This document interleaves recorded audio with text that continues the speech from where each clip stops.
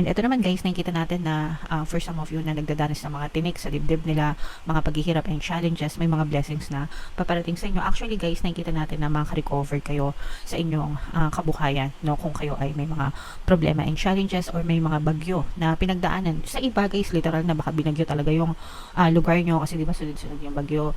May Christine, may Leon, may Marce, tapos meron na naman paparating si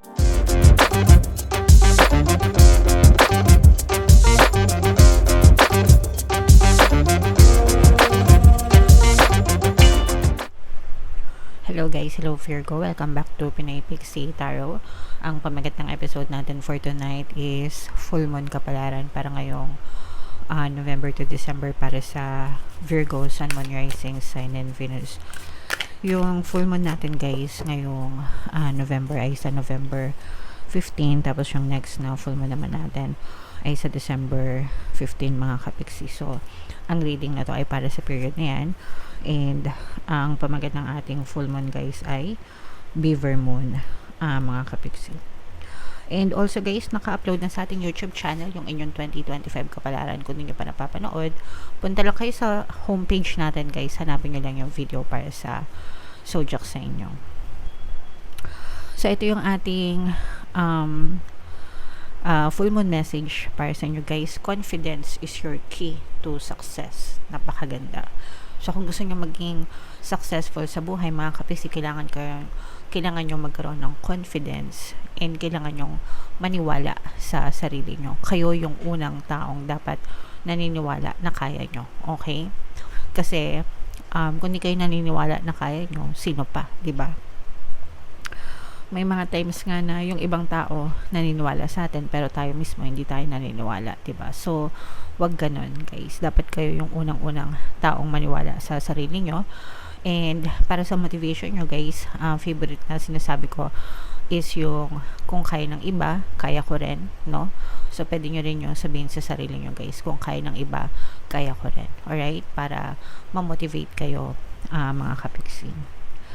And attune to the moon, make time to have fun, make sure na sinasabayan nyo ng saya kasi yung saya, diba, fun, it's a happy vibration, it's a positive vibration. And if you are enjoying yung pag-abot ng mga goals mo, mas magiging madali para sa'yo. Meron kasing iba na okay, sige, meron silang mga goals, desires, dreams sa buhay nila, pero napaka-seryoso, parang ang bigat-bigat, parang puro pagtitiis, ganyan. Okay lang yon dahil of course kailangan natin magtiis para maabot natin yung mga goals natin, pero you have to remain positive, diba? Kailangan nasa positive vibration ka para mas mabilis mong ma-achieve yung mga goals and desires mo, and to do that, you should be happy. Sabayan nyo ng happiness mga kapiksi, okay? It's time for you to show the world what you've got. Actually, hindi naman importante na ipakita mo sa ibang tao kung ano yung meron ka, kung ano yung kaya mo, pero ang importante is ipakita mo sa sarili mo. Okay? Because at the end of the day, other people don't matter. What matters is ikaw, 'di ba? Kung saan ka masaya, kung saan ka nag-enjoy, kung ano yung happiness mo. Other people are too busy trying to search for their own happiness. So, wala silang paki sa'yo. Kaya ikaw, focus on yourself, guys. Okay? Shine your light. Diba?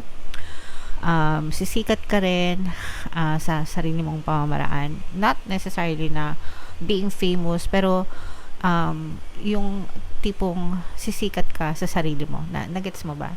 I mean, hindi mo kailangan maging sikat or maging successful para ma-recognize ng ibang tao, pero para sa sarili mo. If you feel like you're successful, sikat ka sa sarili mong paraan. Okay?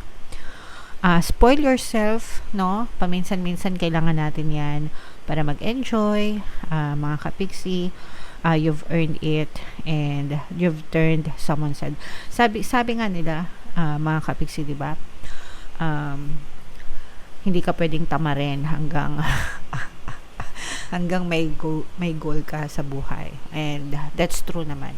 Kung gusto mo na ma-achieve yung lifestyle na gusto mo or ma-maintain yung lifestyle na gusto mo, mga kapiksi, you have to earn it. mga guys, okay? So, comment down below if feeling nyo naka-resonate kayo dyan sa mensahe na yan, guys. Shuffle natin to. Tingnan natin yung energy nyo ngayong full moon, guys. Habang sinashuffle ko to, panoorin nyo muna yung video natin regarding sa ating paano mag-manifest ng abundance video course. Kapiksi, sawa ka na ba sa mga struggles at hirap sa buhay mo? Masipag ka ba at masikap sa buhay ngunit hindi ka pa rin umaasenso? Ilang beses ka na bang nag-attempt mag-negosyo at mag-invest pero palagi ka pa rin nalulugi? Sa pagkakataon na ito ay maaaring may subconscious beliefs ka na nagiging balakid sa iyong pag-unlad at pagyaman. Introducing, paano mag-manifest ng abundance video course. Dito ay matututunan mo ma-overcome ang mga balakid mo para tuluyan ka ng umunlad, umasenso, sumagana, maging matagumpay, successful at maswerte sa iyong kabuhayan, pera, trabaho, negosyo sa lapi at kaperahan ng bonggang-bongga. Dali, mag-send na ng email sa pinoypixie@gmail.com at simulan na ang iyong pagyaman ngayon. Alright, so sa lahat ng gusto mag-avail ng course, guys, meron tayong promo ngayong November. Magbibigay tayo ng 500 pesos na discount until November 30, guys. Kaya mag-avail na kayo. And meron din tayong bagong course, paano mawala ang third party at magkaroon ng harmonious na relationship para mawala yung mga kabit ng mga jowa nyo, guys. 20% discount yan until November 30, kaya mag-avail na kayo. Sobrang ganda. So, dito guys, Virgo kayo ay represent ng Queen of Pentacles at yung ating Moon energy. Mga kapisi, this is more on positive actually, guys, no? Meron dito presence ng fire sign, Aries, Leo, Sagittarius, at saka air sign, Aquarius, Gemini, Libra. For some of you, you may be dealing with those signs. Parang merong ibang tao na may magsusorry sa inyo, mga kapiksi. Merong magbabago yung tingin nila sa'yo, or magbabago yung pananaw nila sa buhay, tapos magsusorry sila sa'yo. If hindi man sila magsorry, let's say for example, kasamaan mo sa trabaho, ganyan, or mga boss mo na dati pinagmamalupitan ka, binubuli ka, or hindi maganda yung tingin sa'yo, ganyan, hindi maganda yung trato sa'yo, right now, parang nagkakaroon ng pagbabago sa ihip ng hangin, mga kapiksi. And they are starting to appreciate you more, and they are starting to see your value. Ibig sabihin, nakikita nila yung totoong yung halaga sa kanila, and mas nagiging mabait sila, nagiging mabait yung trato nila sa iyo, and na-appreciate nila yung existence mo sa buhay nila. So, let's say for example, yung mga boss nyo dati na palagi kayong pinagmamalupitan, mapapansin nyo na parang unti-unti silang bumabait, unti-unting gumaganda yung pakikisama nila sa inyo, mga kapiksi. So, applicable siya sa kahit anong aspeto ng buhay nyo. Pwedeng sa kaibigan, sa trabaho, sa loob ng tahanan. And for some of you guys, nakikita natin na maaaring may bagong business idea kayo, mga kapiksi, no? And itong business idea na ito, kapag ito ay yung pinush, maaari itong maging susi or daan sa pag-angat ng iyong kabuhayan. Kaya kung kayo ay may existing na negosyo na, mga kapiksi, let's say for example, negosyante ka, kung meron kang existing na business, parang makaisip ka ng marketing idea, marketing plan, marketing strategy, okay? O kaya naman panibagong produkto, panibagong service na pwede mong i-offer, and papatok siya, guys, no? And makakapag-contribute siya sa success or sa tagumpay ng iyong negosyo, and magdadala ito ng maraming pera sa inyo. Unti-unti magdadala ito ng parang additional sales, additional income, mga kapiksi. So, yung parang yung success growth nyo is pataas, pag gano'n. Pataas, ganyan. Okay, so yan, i-mind nyo na yan, guys, no? Mind mga brand new ideas, bagong ideas, pag-angat ng buhay. For some of you guys, nakita natin na parang may mga invitation kayo, pero parang may mga invitation kayo to go out, no? Pero parang ayaw nyong lumabas. Parang pinipili nyo yung mga taong papakisamahan nyo, yung mga taong sasamahan nyo, mga kapiksi. So parang the world is inviting you, yung mga social people, social network nyo, parang they are inviting you.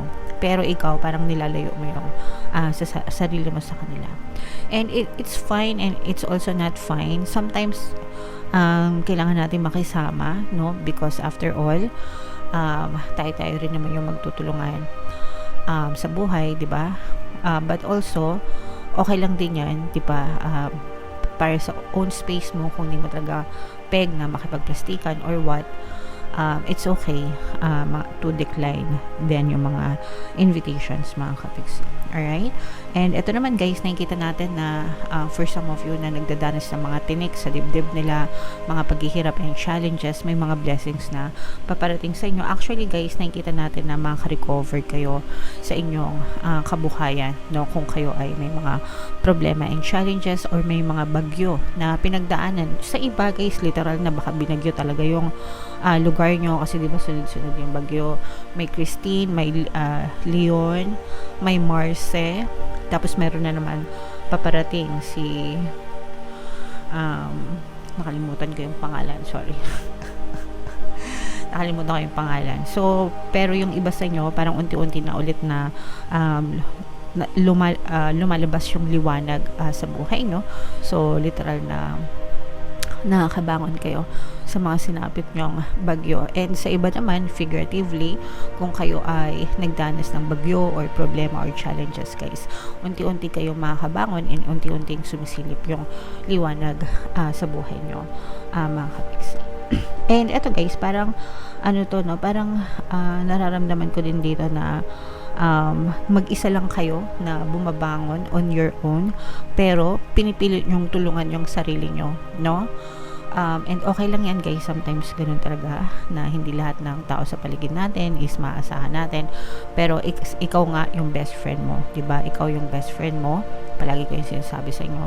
So bago ka pa humingi ng tulong sa ibang tao, ikaw muna yung tumulong sa sarili mo. And kapag hindi mo talaga kaya on your own or hindi mo kaya mag-isa, tsaka ka humingi ng tulong sa kapwa mo, mga kapiksi. Pero ito guys, i-mind nyo na to sa comment section. Mind, blessings, pagpapala, pagbangon, recovery guys, no? Yan, i-mind nyo yan sa comment section. And ito mga brand new business ideas, yan yung mga nakikita natin na very positive na energy sa inyo, mga kapiksi. Okay? Comment down below guys if feeling nyo naka-resonate kayo dyan sa mga messages na yan. Ito yung ating 2025 kapalaran guys, panoorin nyo na. And ito naman yung ating success stories ng paano mag-manifest ng abundance video course. Click here to subscribe guys, and ito yung ating mga pampaswerte subliminals. Thank you for liking, sharing, and subscribing, and see you again next time. I love you all mga kapiksi. Have a nice day. Bye-bye.